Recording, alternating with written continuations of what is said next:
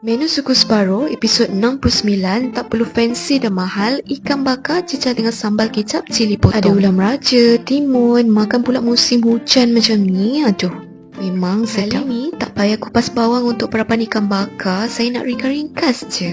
Saya guna paste tumisan ikan bakar ala Portugis dari Jenny. Semua bahan dah lengkap, memang cukup rasa. So, jom kita buat. Sediakan daun kunyit, protein saya guna ikan siakap. Ikutlah nak guna ikan pari, ikan merah, ikan kembung pun sedap je. Saya guna satu pack ni pun dah boleh cover satu badan ikan siakap. Banyak juga portion. Lepas tu boleh bakar dalam fryer, suhu 180°C 15 minit. Tengah jaga makan, nak makan sambal kicap macam ni boleh je, tapi korang janganlah letak sampai banjir. 1 ke 2 sudu cukup. Guna bawang putih, bawang merah, cili padi, kicap lemak manis, perahan limau kasturi. So ikan bakar pun dah siap, bau aroma sangatlah wangi.